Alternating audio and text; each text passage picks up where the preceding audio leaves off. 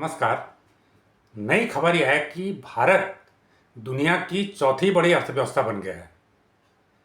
इससे पहले तक पांचवी बड़ी अर्थव्यवस्था था, लेकिन अब उसने जापान को पछाड़कर चौथा स्थान हासिल कर लिया है और जापान पांचवे पे हो गया है। अब इस खबर का क्या मतलब है? कई तरह की बातें आप यूट्यूब पे देख रहे होंगे, समाचार पत्रों में देख रहे होंगे। लोग कुछ ऐसे भी विश्लेषण आ रहे हैं कि इससे फायदा क्या है, आम आदमी को क्या फायदा है। क्या पर कैपिटा इनकम बढ़ जाएगी इससे? क्या गरीबी खत्म हो जाएगी? इस तरह की भी बातें इससे कही जा रही हैं। कई तरह के विश्लेषण इससे सामने आ रहे हैं। लेकिन चौथी बड़ी अर्थव्यवस्था होने का क्या मतलब है और क्यों ये भारत के लिए महत्वपूर्ण है और कैसे इससे आम लोगों को फायदा होगा, आज इस बात का विश्लेषण करते हैं। सबसे पहले कि जो अर्थव्यवस्था है, पांच जो टॉप अर्थव्यवस्थाएं हैं हैं, उनकी कितनी अर्थव्यवस्थाएं क्या है, इसका हम एक संक्षेप में विवरण ले लें। देखिए, सबसे बड़ी अर्थव्यवस्था अमेरिका है, जिसकी जो इकोनॉमी का साइज है वो 30.507 खरब डॉलर है, यानी 30.5 खरब डॉलर के आसपास है। सबसे बड़ी इकोनॉमी अमेरिका है। दूसरे नंबर पर चीन आता है, जिसकी इकोनॉमी का आकार 19.231 खरब डॉलर है। अमेरिका से काफ़ी कम है, लेकिन फिर भी करीब करीब 19 खरब डॉलर से भी ये ज़्यादा है। तीसरे नंबर पर जर्मनी है, जिसकी इकोनॉमी 4.744 खरब डॉलर है। जर्मनी और चीन के बीच भी काफ़ी गैप है। उसके बाद चौथे नंबर पर अब भारत आ गया है, तो भारत की इकोनॉमी 4.187 है, तो ये जर्मनी से थोड़ी कम है, 4.187। और जो पांचवें नंबर पर जापान है, जो अभी तक चौथे पे था, पांचवें पे चले गया, उसकी इकोनॉमी का जो साइज है 4.186 है। यानी भारत 4.187 हो गया है और जापान 4.186 रह गया है। तो जापान को हमने पछाड़ दिया, चौथे नंबर पर आ गए। और जो भारत का लक्ष्य है वो 2027 तक इकोनॉमी को तीसरे नंबर की बनाना है। अब तीसरे नंबर पर अभी कौन है? जर्मनी है। जर्मनी की इकोनॉमी का साइज है 4.744 और भारत की इकोनॉमी 4.187। तो बहुत ज़्यादा दूर अब भारत नहीं है तीसरी बड़ी इकोनॉमी बनने से। तो 2027 तक भारत का लक्ष्य है, लेकिन हमें ये लगता है कि उससे पहले ही ये लक्ष्य भारत हासिल कर लेगा। हो सकता है 2026 में ये लक्ष्य भारत हासिल कर ले, तो भारत 2026 या 27 में तीसरी बड़ी अर्थव्यवस्था दुनिया की बन जाएगा, जो अभी चौथी बड़ी अर्थव्यवस्था है। अब अर्थव्यवस्था सबसे बड़ी, सबसे दूसरी बड़ी, तीसरी बड़ी, चौथी बड़ी होने का क्या मतलब है और अर्थव्यवस्था क्या है? देखिए, अर्थव्यवस्था की हम जब बात करते हैं तो ये हमें इकोनॉमी का जो साइज है वो दिखाता है, अर्थव्यवस्था का जो आकार है उसे दिखाता है। अब अर्थव्यवस्था क्या है?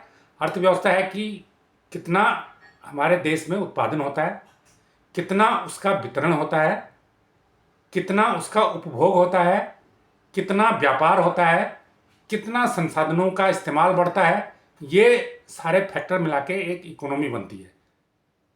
तो अगर ये आपस में सारे फैक्टर जुड़े हुए हैं, अगर कंजम्पशन अच्छा होगा तो उत्पादन ज़्यादा बढ़ेगा, उत्पादन ज़्यादा होगा तो कंजम्पशन बढ़ेगा।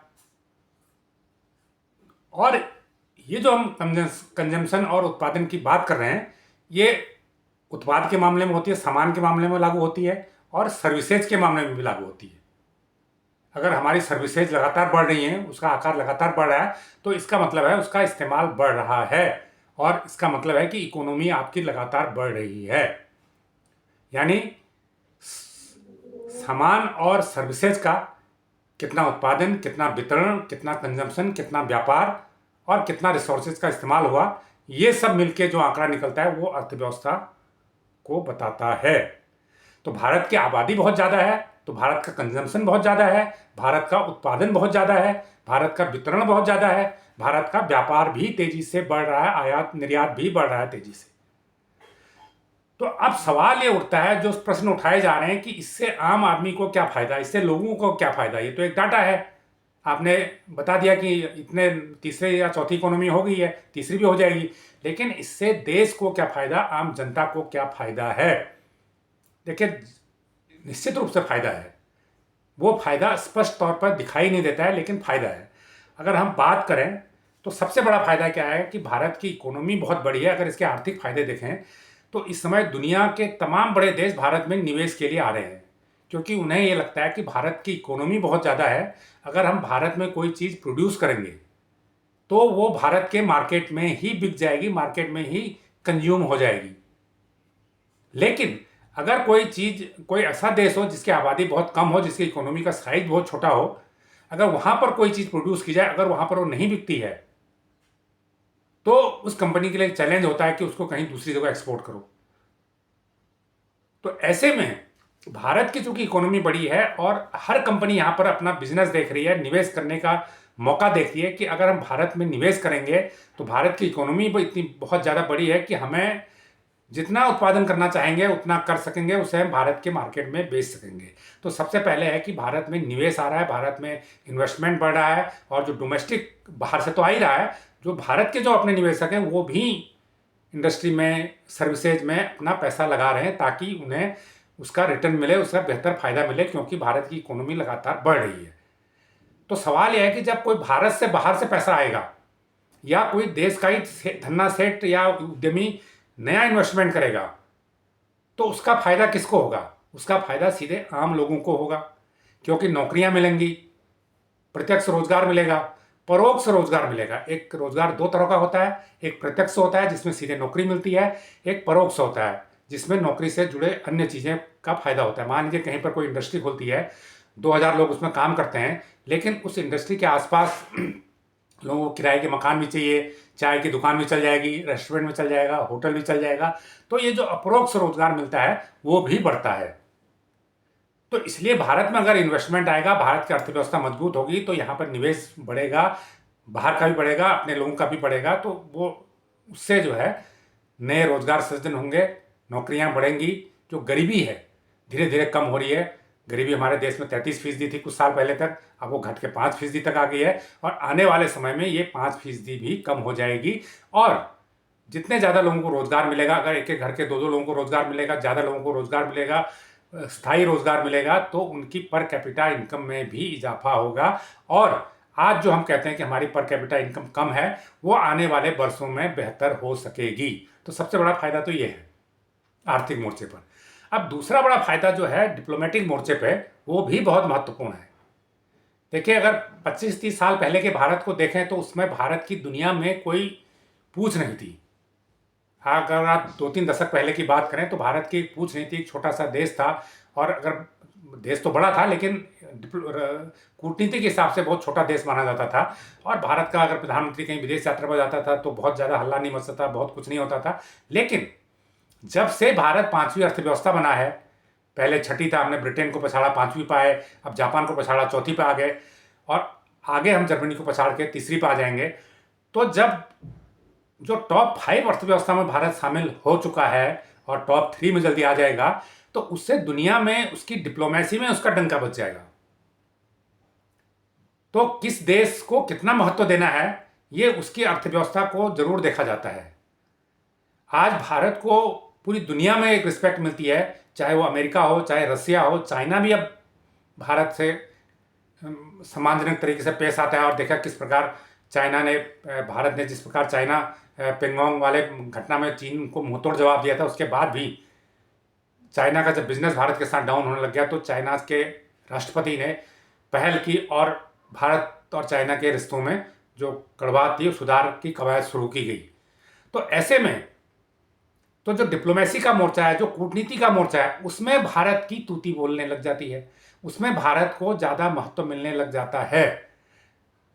क्योंकि भारत चौथी अर्थव्यवस्था है, आगे तीसरी अर्थव्यवस्था बन जाएगा, इसलिए दुनिया का कोई भी छोटा या बड़ा देश भारत को डिप्लोमेसी में इग्नोर नहीं कर पाएगा।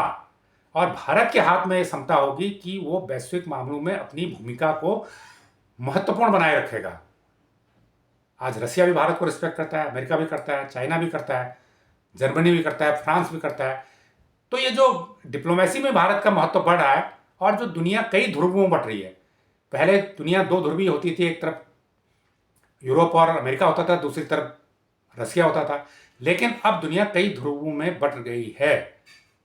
अमेरिका है, यूरोप है, चाइना है, रसिया है और भारत है।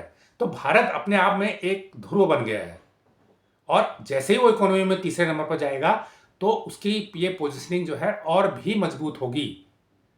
तो ये बड़ा दूसरा फायदा है। आज आप देखिए, पाकिस्तान के प्रधानमंत्री जब जाते हैं तो कटोरा लेके दूसरे देशों में मांगने के लिए जाते हैं, लेकिन जब भारत के प्रधानमंत्री जाते हैं तो वो डंके की चोट पर जाते हैं और बाहर से उनसे अनुरोध किया जाता है कि हम आपके देश में इन्वेस्टमेंट करना चाहते हैं, हमें अवसर प्रदान कीजिए। तो ये फर्क है। और पाकिस्तान के प्रधानमंत्री जाते हैं, वो मदद मांगने जाते हैं कि हमें कर्जा दो, हमारी अर्थव्यवस्था डूब रही है, हमारे पास हथियार खरीदने के लिए पैसे दो। तो वो इस काम के लिए जाते हैं। और इतनी बड़ी अर्थव्यवस्था है भारत, कम से कम 100 से ज़्यादा देशों को मुश्किल के समय मदद भी करता है। चाहे वो कोविड संक्रमण हो, चाहे कहीं पर भूकंप आ गया हो, चाहे कहीं पर तूफान आ गया हो, तो हर बार भारत मदद भी करता है। इसलिए करता है क्योंकि उसकी इकोनॉमी बहुत बड़ी है। इसके अलावा जिस प्रकार से मेक इन इंडिया को बढ़ावा दिया जा रहा है और लगातार इस क्षेत्र में इन्वेस्टमेंट बढ़ रहा है, डिफेंस मैन्युफैक्चरिंग बढ़ रही है। अब भारत में बनी हुई मिसाइलें फिलीपींस ने कुछ समय पहले ली थी, कई और देश ब्रह्मोस मिसाइल लेना चाह रहे हैं। तो उससे जब भारत का एक्सपोर्ट और बढ़ेगा आने वाले समय में, अभी भी बढ़ा है, रक्षा एक्सपोर्ट काफ़ी तेज़ी से बढ़ रहा है, 30-35% की प्रोग्रेस हुई है उसमें। लेकिन आने वाले समय में इसमें बहुत तेज़ी से बढ़ोतरी होगी और भारत का लक्ष्य है कि आने वाले समय में वो टॉप 10 एक्सपोर्टर में शामिल हो डिफेंस के मामले में। तो ऐसे में जब भारत का एक्सपोर्ट बढ़ेगा, चाहे वो डिफेंस का हो, चाहे वो नॉन डिफेंस का हो, तो उससे भारत की विदेशी मुद्रा बढ़ेगी और रुपये की जो वैल्यू है वो मजबूत होगी। ये इसके लॉन्ग टर्म के और फायदे हैं। इसलिए अर्थव्यवस्था बढ़ने का जो सीधा असर है आने वाले समय में भारतीयों के जनजीवन पर भी पड़ेगा, लेकिन निश्चित रूप से इसमें थोड़ा वक्त लगेगा। ये एक प्रोसेस है, उस प्रोसेस से भारत आगे बढ़ चुका है और इस प्रोसेस के फायदे ग्राउंड पर पहुंचने में, जमीनी स्तर पर पहुंचने में, लास्ट माइल के आदमी तक पहुंचने में अभी समय लगेगा। तो विश्लेषण आपको कैसा लगा हमें कमेंट करके जरूर बताएं। जो लोग इस चैनल को पहली बार देख रहे हैं वो इसको लाइक करें, सब्सक्राइब करें और शेयर भी करें। धन्यवाद।